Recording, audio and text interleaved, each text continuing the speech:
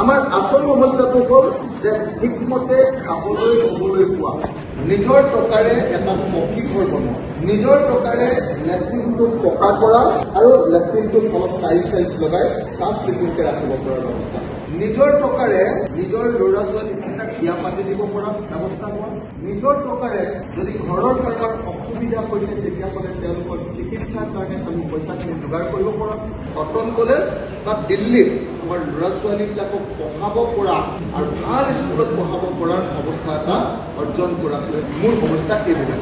কিন্তু ভাৰতৰ স্বাধীন হোৱাৰ ৭৮ বছৰৰ পাছত এজন MLA হিচাপে যেতিয়া আপোনালোকৰ ওচৰলৈ আহিছোঁ, মই জানো যে আপোনালোকে বেছিভাগ মহিলাই মোক ক'ব যে আমি অৰুণোদয়টো পোৱা নাই বা অৰুণোদয়টো যোৱাবাৰলৈকে পাইছিলোঁ, এইবাৰ কাটি দিলে কিয়। পুৰুষসকলেও ক'ব যে আমি প্ৰাইম মিনিষ্টাৰ কিন্তু PM কিষাণ আঁচনিটো কিয় এতিয়ালৈকে পোৱা নাই।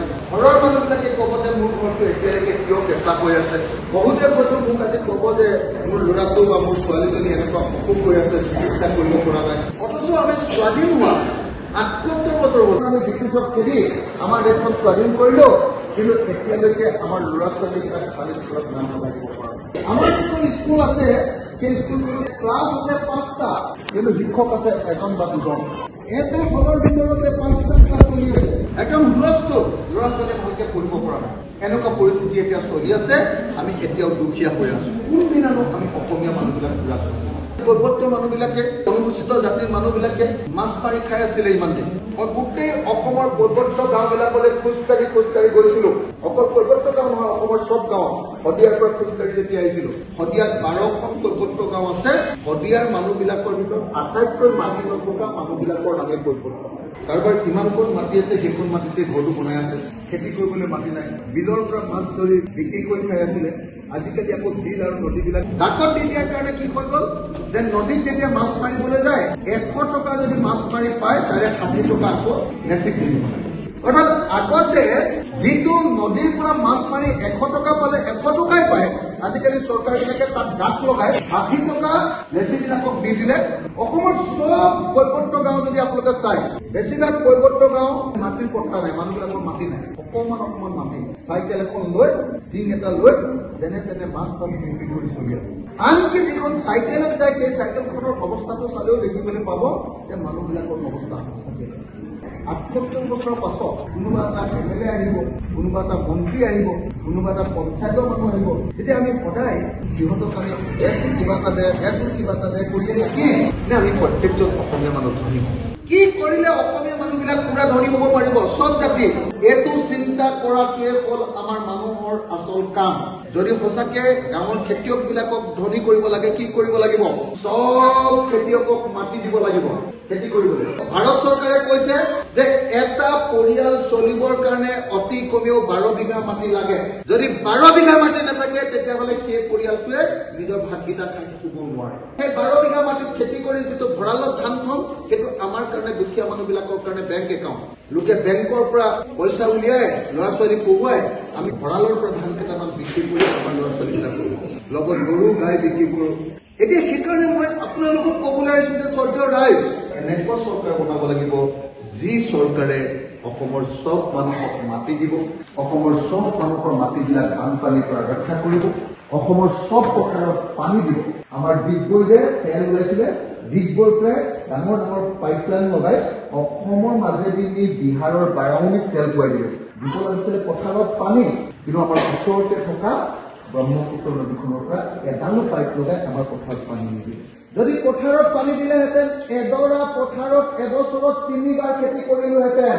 এডৰা পথাৰত যেতিয়া ৩বাৰ খেতি কৰিম এবছৰত, তেতিয়া পথাৰ দৰাই পোৱালি দি ৩ডৰা হ'ব এডৰা পথাৰ। ৫ বিঘা পথাৰ থাকিলে ৩বাৰ খেতি কৰিলে ৫ পূৰণ ৩, নিজে ১৫ বিঘা মাটি হৈ যাব। আৰু ১৫ বিঘা যদি মাটি হয় তেতিয়াহ'লে আমাক ২৫০ টকাৰ বৃদ্ধ পেঞ্চন নিদিলেও আমি চলি যাব পাৰিম।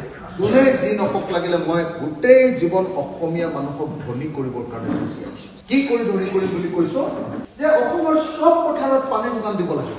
পৃথিৱীৰ কোনো দেশত আজিকালি এবাৰ খেতি কৰি পথাৰ দৰা পেলাই নথয়। আমাৰ ইয়াত বানপানী হ'লে এবাৰো খেতি নহয় আৰু খৰাং হ'লে এবাৰো খেতি নহয়, পথাৰ দৰা গোটেই বছৰেই কৰি থাকে। আমি সেইকাৰণে দুখীয়া হৈ আছো। আমাৰ চৰকাৰে এতিয়া অসমীয়া মানুহক ভেকুলীৰ বিয়া পাতিবলৈ লগাই দিছে। পৃথিৱীত ক'ৰবাত ভেকুলী বিয়া পাতিলে বৰষুণ হ'ব নেকি? এইবোৰ মিছা, অন্ধবিশ্বাস। বৰষুণ হোৱাৰ বেলেগ নিয়ম আছে।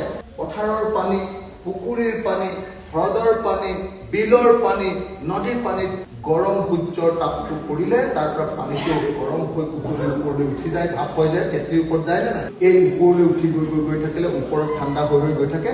ওপৰত ঠাণ্ডা হ'লে সেই ভাপটো এনেকৈ গোট মাৰে, সেইটো নাম ডাৱৰ। ডাৱৰটো যেতিয়া বতাহে ঠেলি লৈ যাব, জোৰকে যেতিয়া পৰ্বতত ধামকে খুন্দা পাই দিব, তললৈ নামি আহিলে সেইটোৱে বৰষুণ।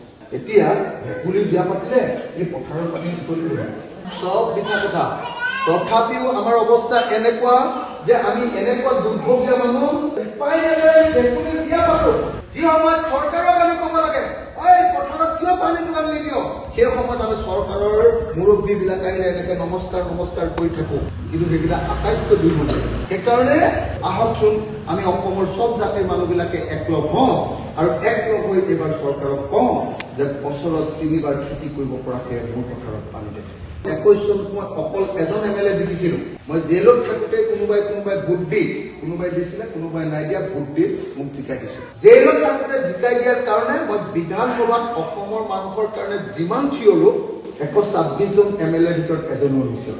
এতিয়া মই হিমন্তৰ লগত যুঁজ বাগৰ কৰি শিৱসাগৰৰ কাৰণে ৰংঘৰ প্ৰকল্প আনিছো। আপোনালোকৰ ইয়ালৈ মই অলপ আগতে আহোঁতে জয়সাগৰেদি যিটো ডাঙৰ ৰাস্তা গৈছে, সেই ৰাস্তাটো মই 102 কোটি টকা আনিছো। এই ষ্টেচন চাৰিআলিৰ পৰা সোণাৰীলৈ যোৱা ৰাস্তাটোৰ কাৰণে 122 কোটি টকা আনিছো। ষ্টেডিয়াম এটা বনাই আছো, সেই ষ্টেডিয়ামটোত মই 50 কোটি টকা আনিছো। মই এনেকুৱা বিধানসভাত ধৰো নহয়, 126টাৰ ভিতৰত ময়ে আটাইতকৈ বেছিকৈ হুলস্থুল কৰো আৰু হিমন্ত শইকীয়াই মোৰ নিজৰ ঠাইত কাম দিব পাৰে। এইবাৰ আমি ঠিক কৰিছো যে নহয়, অকল এটা MLA জিকি থাকিলে মানে গোটেই কামবিলাক নহয়। এইবাৰ 15টা 20টা MLA অসমত জিকা, গোটেই অসমত কাম কৰিব। আৰু 15টা 20টা MLA যদি মই জিকাব পাৰো এইবাৰ, তেতিয়াহ'লে আমাৰ সহযোগতে চৰকাৰ হ'ব। এইটো কংগ্ৰেছে কৰক বা অন্য পাৰ্টীয়ে চৰকাৰ কৰক, আমাক নোলোৱাকে চৰকাৰ নহ'ব। আৰু আমাক নোলোৱাকে যেতিয়া চৰকাৰ নহ'ব, প্ৰথম কওক যে চৰকাৰত যদি টকা সহযোগিতা কৰিব লাগে, ফাৰ্ষ্ট মোৰ এটা চুক্তি মানি ল'ব লাগে। অসমৰ চব পথাৰবিলাক নদীৰ খহনীয়াৰ পৰা বচাব লাগিব, বানপানীৰ পৰা, আৰু পথাৰবিলাকত পানী দিব লাগিব।